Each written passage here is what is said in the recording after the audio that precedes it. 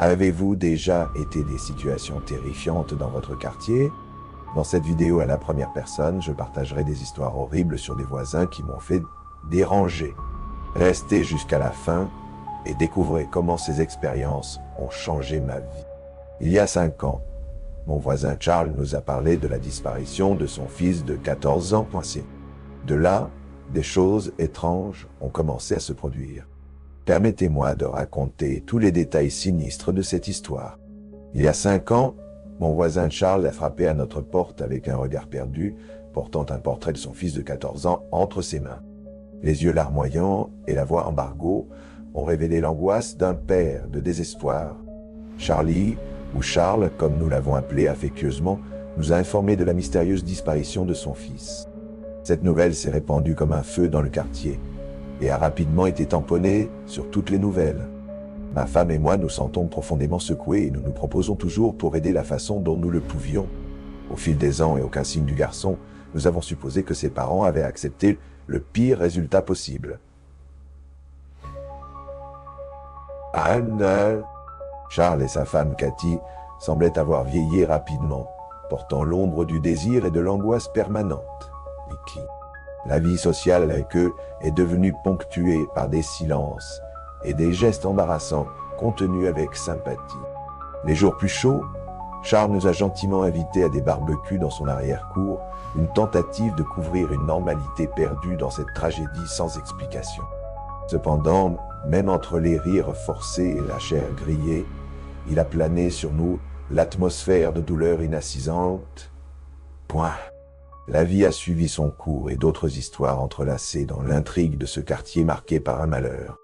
Cependant, aucun de nous n'a osé briser l'équilibre délicat en remettant en question le jeune homme disparu.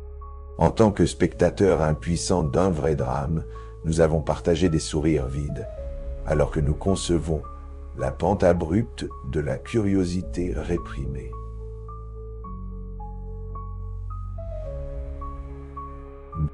J'étais au milieu d'un après-midi calme où Charles, mon voisin tourmenté par la disparition de son fils, est apparu à ma porte. Son visage portait un mélange de nervosité et de détermination en empruntant une pelle. Sans hésitation, j'ai couru pour ramasser ma meilleure pelle et je l'ai remise sans remettre en question ses raisons. Charles m'a remercié rapidement et a mentionné qu'il devait faire un travail dans la cour, promettant de retourner l'outil le lendemain. Curieux, je suis allé dans l'une des fenêtres de l'étage supérieur qui recherchait la cour de Charles et j'ai gelé pour voir ce qu'il a fait. Il était là, creusant un grand trou profond dans la terre. Son expression tendue a indiqué des difficultés dans la tâche. Après tout, il avait traversé les 50 ans. Sans comprendre la raison de l'excavation si soudaine et intense, j'ai décidé de prendre ma deuxième pelle pour vous aider. Je suis entré dans votre volet dans la cour par votre nom, et c'est en ce moment que votre réaction m'a surpris. J'ai baissé brusquement ma pelle, je me suis précipité et j'ai dit fermement « Non, tout va bien ». Confus avec votre réaction presque hostile à mon offre d'aide inoffensive, j'ai demandé « Qu'est-ce qui ne va pas ?» Ce n'est pas un problème. Cependant, vos mots difficiles ont continué et je ne vous permettrai pas d'utiliser cette pelle à mon arrière-cour. Pointant vers la porte comme si je voulais m'expulser à partir de là, comme si j'étais un intrus indésirable, abassé par l'étrangeté de la situation, je n'ai pas insisté et rentré chez moi sans rien dire d'autre. Intrigué par le comportement inhabituel de Charles et le trou mystérieux dans son jardin, je l'ai regardé soigneusement aux heures suivantes. La nuit traînait lentement tandis que la lune jette sa lumière pâle sur le quartier silencieux.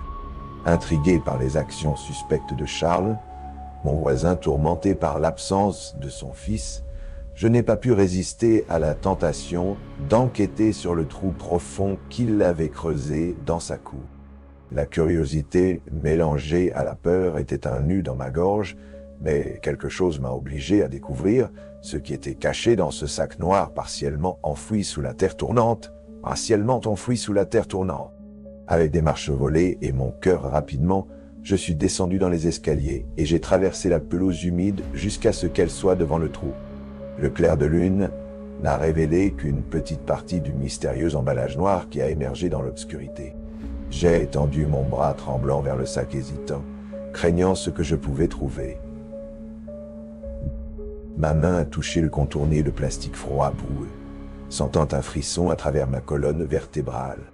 Avec un mélange de répulsion et de fascination, j'ai commencé à déterrer lentement ces preuves macabres cachées sous la surface terrestre. Le silence sépulcral n'a été interrompu que par l'écho de mes propres pensées turbulentes.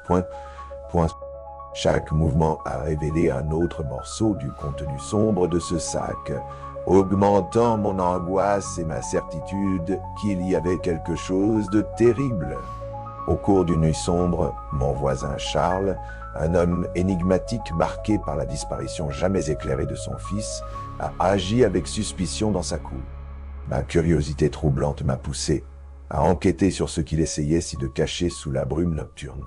Les sons irréguliers de la pelle atteignant la terre résonnaient dans l'immobilité de l'aube, créant un frisson froid qui me faisait couler la colonne vertébrale.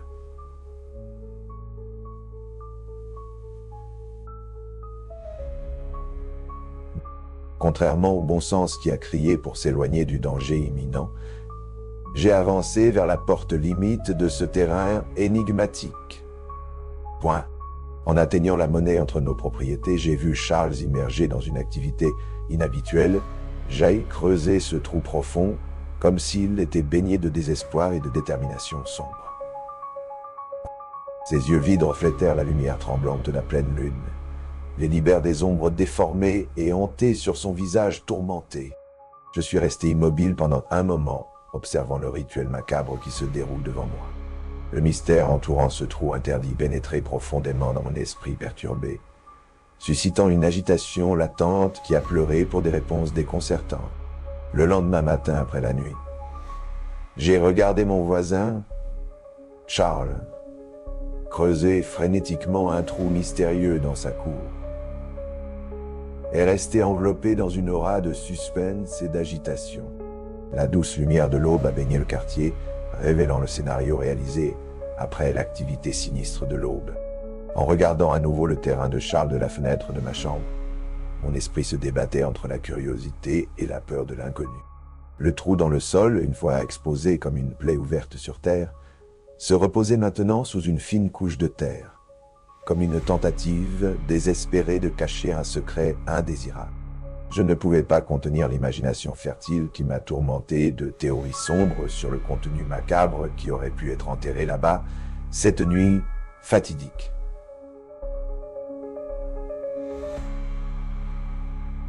Contenu qui aurait pu être enterré là-bas cette nuit fatidique. Ma respiration s'est accélérée en réfléchissant aux conséquences possibles de cette découverte inquiétante et du scénario brumeux qui a été conçu dans mon esprit, tourmenté par des incertitudes. Je me souviens encore très bien du sentiment d'inconfort que je me faisais à chaque fois que je passais devant la maison du bruit. Comment les voisins de mon enfance étaient connus. La maison simple, mais toujours entourée d'une aura de secrets sombres cachés qui résonnaient à travers les murs infructueux.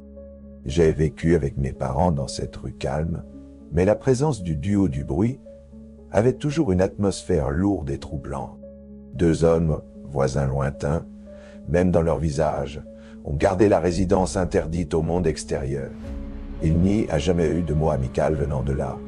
Des murmures et des sons étranges la nuit. Un jour, quelque chose de dérangeant s'est produit.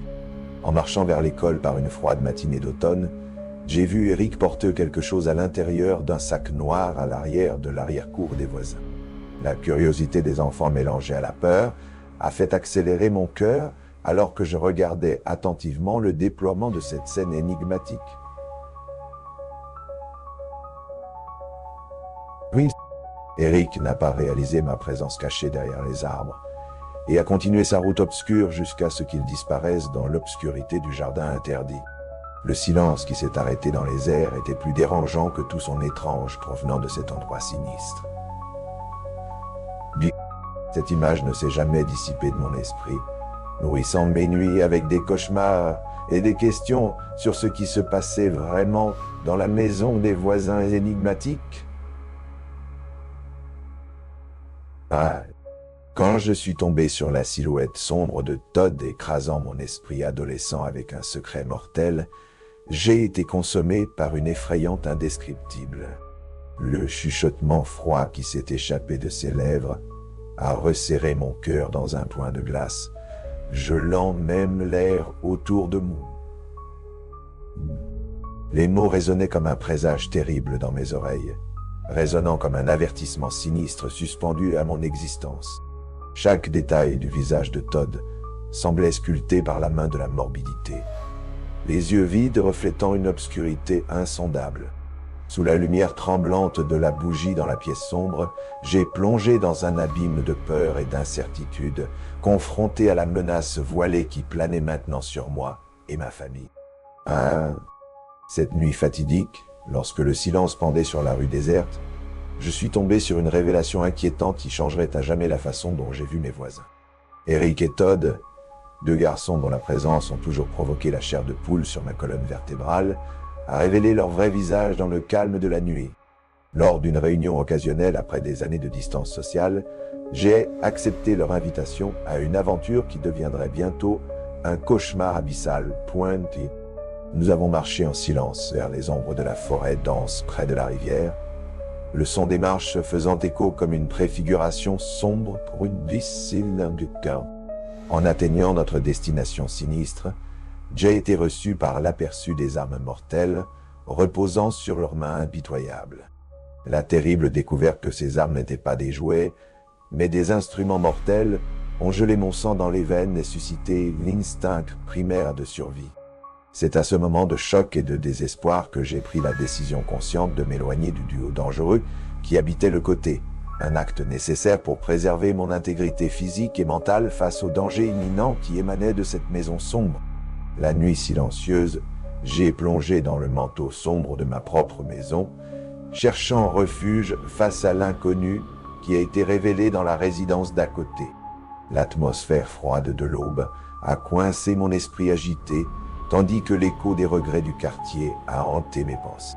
Chaque murmure sombre qui a échappé au mur infructueux résonnait comme un présage sinistre suspendu au-dessus de mes épaules.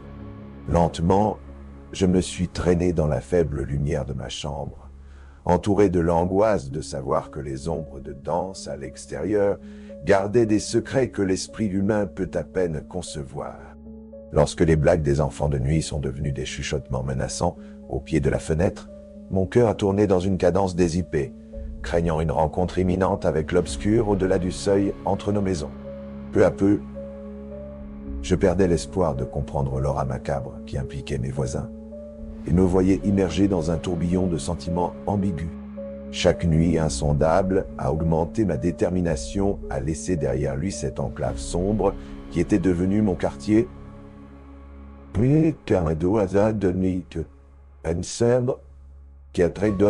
Enclave sombre qui était devenu mon quartier. Le murmure soupir des murs maltraités résonnant comme un avertissement silencieux, que l'inconnu se cachait, se faufilant à travers les mailles du filet de la réalité connue.